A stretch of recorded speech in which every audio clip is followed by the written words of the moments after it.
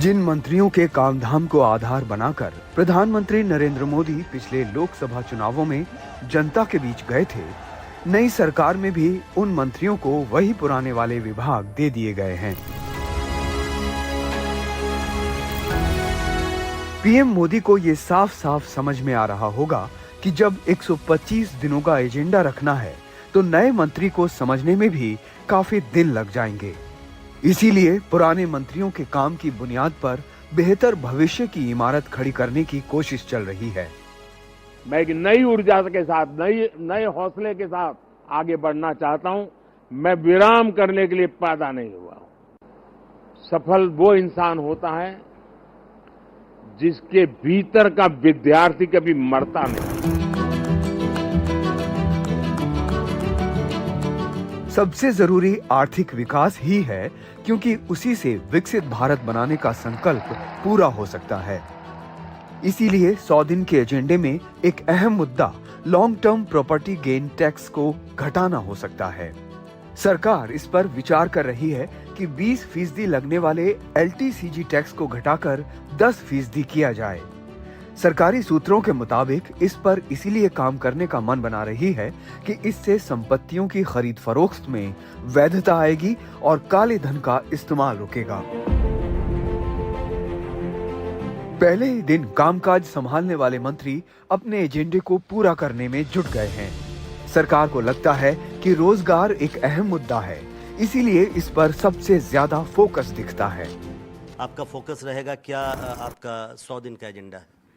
देखिए, आज तो मैं कार्यभार संभाला हूँ। हमारे पूर्ववर्ती मंत्री पीयूष गोयल जी के साथ आया था, और मैं इतना जानता हूँ कि देश में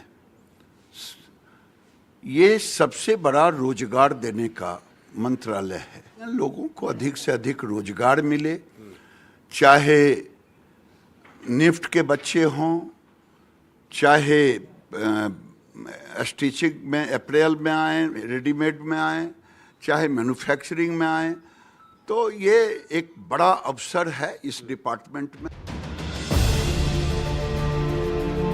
हालांकि सड़क परिवहन मंत्री नितिन गडकरी ने मंगलवार को कार्यभार नहीं संभाला, लेकिन उनके मंत्रालय का लक्ष्य भी काफी बड़ा है और इस दिशा में लगातार प्रयास चल रहे हैं। एनडीटीवी को मिली जानकारी के मुताबिक सरकार सड़क परिवहन एवं राजमार्ग मंत्रालय में 2047 तक 50,000 किलोमीटर लंबाई की सड़कों को पूरा करने पर फोकस कर सकती है।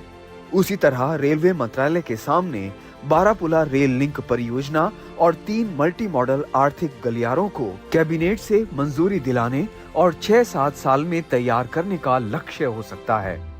साथ ही रेल मंत्रालय इन कार्यों के लिए 11 लाख करोड़ रुपए का निवेश कर सकता है। उसी तरह आवास और शहरी विकास मंत्रालय में मध्यम वर्ग के लिए नई आवास योजना पर काम शुरू हो सकता है। खासकर शहरी गरीबों पर फोकस किया जा सकता है।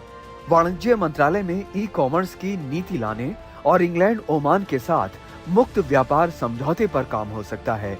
कोयला मंत्रालय में कोयला गैसीकरण परियोजनाओं को बढ़ावा देने, कोयला ब्लॉकों की नीलामी और नए कोयला खनन को शुरू किया जा सकता है।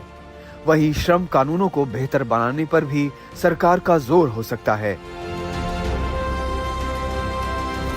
125 दिन का मतलब तो 4 महीने का समय ही हुआ, लेकिन कार्य प्रगति पर है वाले भाव के साथ मोदी सरकार का आगे बढ़ना 125 दिनों में ही विकास की नई रूपरेखा खींच सकता है। तीसरी टर्म में प्रधानमंत्री जी के नेतृत्व में भारत आर्थिक रूप से एक नक्षत्र के तरफ तेजी से बढ़ रहा है, और उसी के साथ साथ एक एक क्षेत्र, एक एक राज्य और एक एक व्यक्ति के विकास, यही प्रधानमंत्री जी का संकल्प है। दूरसंचार का मंत्रालय ज्योतिरादित्य सिंधिया को मिला है, जिनको मनमोहन सरकार में भी इस विभाग में काम करने का अनुभव हासिल है। सिंधिया के सामने 5G स्पेक्ट्रम की नीलामी को पूरा करने की चुनौती है, और ये काम 125 दिन क्या 1.25 महीने के भीतर ही होना होगा। एनडीटीवी इंडिया की रिपोर्ट।